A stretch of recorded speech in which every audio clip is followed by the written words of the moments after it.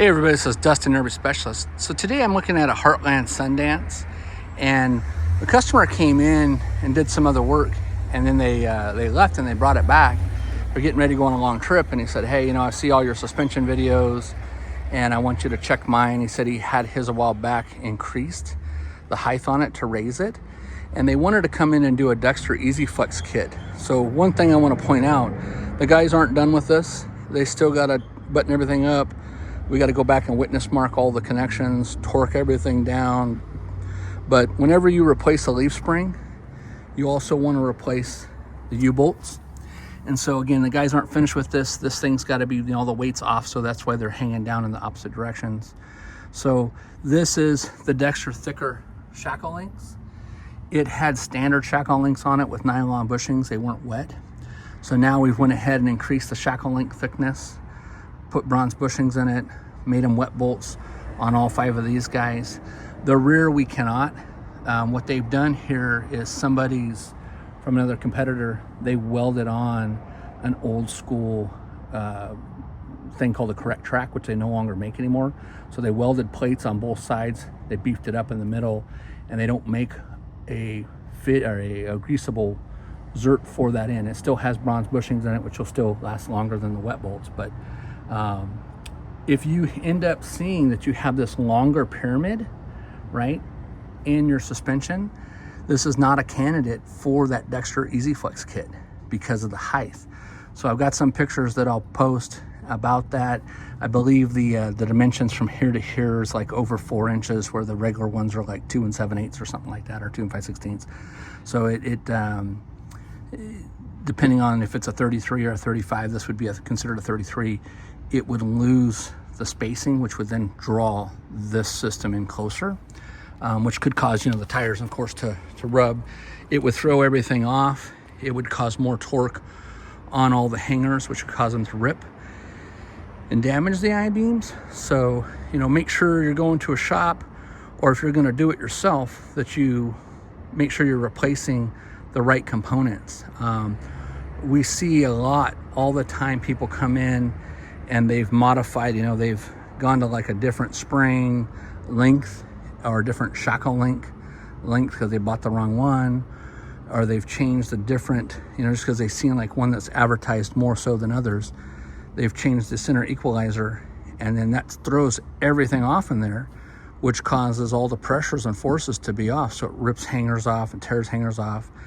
Now, the other thing that this would be difficult to do now is to put on the cross supports. So, you know, not only are people, you know, the hangers are ripping off and breaking. So when I say hangers, you know, this again is not the standard hanger, but when these are ripping and dropping off, you know, we will replace them, and then we will put in that little angle, that V brace that I posted and showed pictures on that, and I'll do a video on that soon. But we also put on the MORryde cross braces to go from hanger to hanger. And we also, you know, if they can't, like in this scenario, we would weld a 2x2 tube on there to beef it up as well. And you could do that on all 3 hangers, or if you have a Roadmaster kit, you can't do it on the centers. I mean, you could, but you'd have to weld it in there, so we don't want to do that. May void their warranty. So anyway, stay tuned for more. I just wanted to come up and throw this out to you, just to explain, you know, if you're thinking about upgrading, make sure that you do your research. You know, this is a correct track system. So I'm gonna go back to these medallions real quick. Basically, this bolt in the hole is oblong. So how this is oblong to go up and down for height, this is oblong. And as you turn the medallion, you can increase or decrease the distance of these springs. Well, like I said, they no longer, you know, they might find a few online, but they've discontinued. They no longer make them. They no longer make the bracket kits. They no longer make the actual original brackets that go on there. I'm not sure why, but they just don't. We actually had the same scenario with another unit that came in, and that owner had tore the bracket off, and we went to go try to look for these, or the actual physical bracket that had these edges on it. They didn't have it. Of course, all the bolts were all worn out, so we ended up, you know, he did the same thing. He had a different center equalizer, and he swapped it, And then he went from a long shackle link to a short shackle link, didn't notice it. Then he went and traded out the springs and that didn't fix it.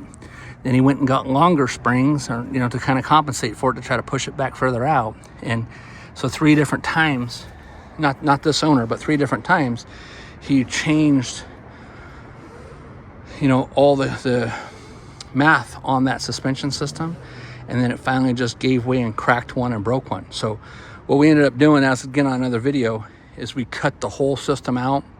We re-welded everything back new, and then we put a Roadmaster slipper spring set on there. So if you haven't seen those videos, you know, this again is like 1950 technology. So I'd tell you to, you know, upgrade to something like that. So, all right. Well, hey, everybody. Thanks again so much for watching. This is Dustin, your RV specialist at California RV Specialist in the RV shop with Dustin and the guys. And it is a Monday morning on the 18th of August. It's getting ready to heat up here this afternoon.